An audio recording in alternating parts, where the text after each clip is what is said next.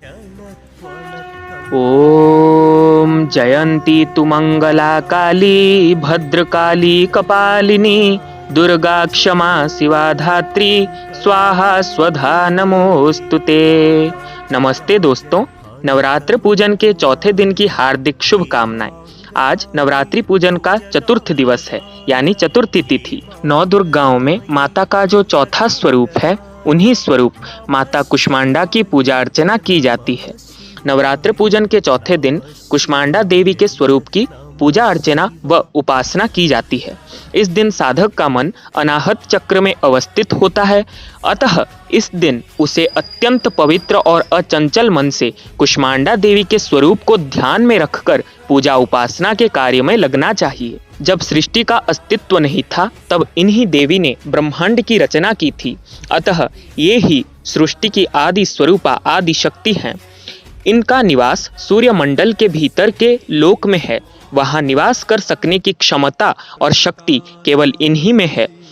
इनके शरीर की कांति और प्रभा भी सूर्य के समान ही दीप्यमान है, यानी माता बहुत प्रभावशाली व्यक्तित्व का धारण करती हैं। इनके तेज और प्रकाश से दसों दिशाएं प्रकाशित हो रही हैं।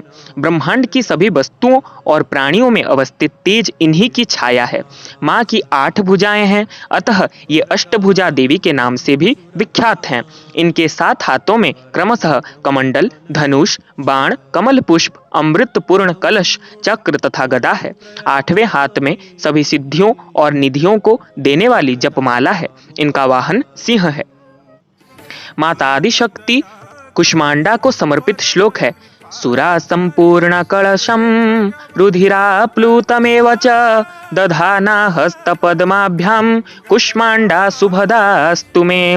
प्रथमं शैलपुत्रीं च द्वितीयं ब्रह्मचारिणी तृतीयं चंद्रघंटेति कुष्मांडेति चतुर्थकं पंचमं स्कंदमातेति षष्ठं कात्यायनीति च सप्तमं कालरात्रीति महागौरीति चाष्टमं नवमं सिद्ध्यदात्री च नवदुर्गा परिकीर्तिता। माँ कुष्मांडा की उपासना से भक्तों के समस्त रोग शोक मिट जाते हैं। इनकी भक्ति से आयु, यश, बल और आरोग्य की वृद्धि होती है। माँ कुष्मांडा अत्यल्प सेवा और भक्ति से प्रसन्न होने वाली हैं।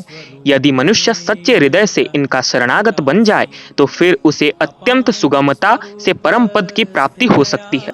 विधि विधान से माँ के भक्ति मार्ग पर कुछ ही कदम आगे बढ़ने पर भक्त साधक को उनकी कृपा का सूक्ष्म अनुभव होने लगता है। यह दुख स्वरूप संसार उसके लिए अत्यंत सुखद और सुगम बन जाता है। माँ की उपासना मनुष्य को सहज भाव से भवसागर से पार उतारने के लिए सर्वाधिक सुगम और श्रेयस्कर मार्ग है। माँ कुष्मांडा की उपासना मनुष्य को आधियों व्याधियों से सर्वथा विमुक्त करके उसे सुख, समृद्धि और उन्नति की ओर ले जाने वाली है। अतः अपनी लौकिक परलौकिक उन्नति चाहने वालों को इनकी उपासना में सदैव तत्पर रहना चाहिए। आदि पुरुष प्रभु सदाशिव माँ कुष्मांडा के पति या माँ कुष्मांडा के अर्धांग हैं। ब्रह्म स्वरूप में शिव सदैव माँ कुष्मांडा के हृदय में वास करते हैं एवं माँ कुष्मांडा प्रभा के स्वरूप में शिव के अंदर वास करती है। इनकी उपासना नवरात्र के चतुर्थी के दिन की जाती है। इनकी उपासना से सिद्धियों में निधियों को प्राप्त कर समस्त रोग शोक दूर होकर आयु यश में वृद्धि होती है। प्रत्येक सर्वसाधारण के लिए आराधना योग्य यह श्लोक सरल और स्पष्ट है।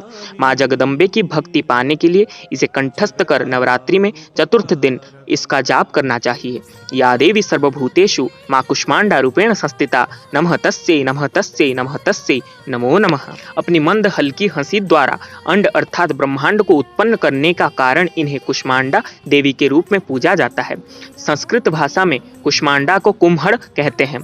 बलियों में कुम्हड़े की बलि इन्हें सर्वाधिक प्रिय है।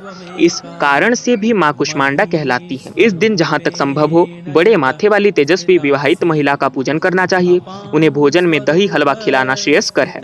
इसके बाद सौभाग्य का सामान भेंट करना चाहिए। इस दिन माता आदिशक्ति के चरणों में श्रृंगार द्रव्य एवं मालपुआ का भोग लगाने से माता आदिशक्ति मोक्ष प्रदानकारी होती है। माता आदिशक्ति के चरणों में सुख दुख सब समर्पित कर दीजिए एवं आदिशक्ति के चरणों में खुद को भी समर्पित कर दीजिए। हर सुख समृद्धि से बड़ी उनकी चरणों की आभा है, उनकी चरणों की प्रभा है। आदिशक्ति कुष्मांडा की जय हो। धन्यवाद।